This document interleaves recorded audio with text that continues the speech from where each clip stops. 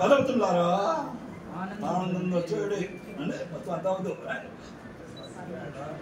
శ్రమనించిన తలచిన దేవుడు వద్దం చెప్పాడు ఇక్కడ వాక్యం అన్నట్టుగా మనము నిలబడతాము అని దేవుడు చేయడని వాక్యంలో ఉంది.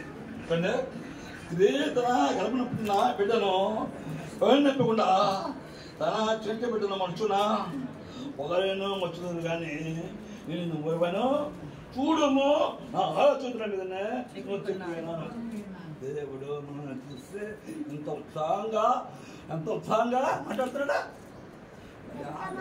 ఆయనకున్నంత ఉత్సాహంగా మనకి 90 మంతైనా ఉందా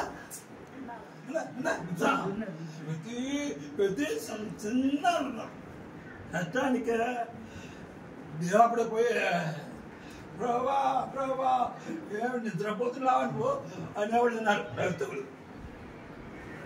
బాగున్నప్పుడు మాత్రం దేవుడిని పక్కన పెట్టేస్తే లోపల కలిసిపోయేవాళ్ళు ఉన్నారు. కష్టం వచ్చినప్పుడే దేవుడు కష్టమైనప్పుడే దేవుడు అవసరం. అయితే దేవుడు ఇప్పుడు కూడా దేవుడా ఆయన మనమే నిర్లక్ష్యం చేస్తున్నామా అంతే. ఆయన మనం చెప్పలేదా అంచేత మనం ఎప్పుడైనా కష్టం వస్తా అది మన యొక్క స్వయంపరము అపరాధము మన యొక్క రోగ స్నేహము కానీ దేవుడు మాత్రం కాదు. అంచేత మీరేను చెప్పారు కానీ నేను మరొక పూర్వము ఎన్నో కష్టాలు వచ్చి ఎందుకు బతుకు అనుకునే వాళ్ళ మీద దేవుడు పన్నీరు చల్లుతాడు. పన్నీరు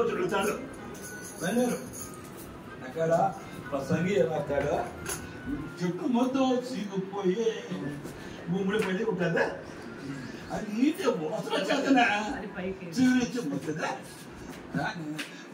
చుట్టూ మొత్తం వేరు లేదు ఏమి లేదు నీటి వసరం పోతుందా అది కూడా కావచ్చు అంటే అవసరం అంటున్నప్పుడు చాలా మంది కొబ్బడిగానే పెట్టేస్తే వెళ్ళాం పొలం కొడిగానే బాబైన వెళ్ళాం పొలంగొడు కుక్కడు అయితే తిన్నప్పుడు మోసం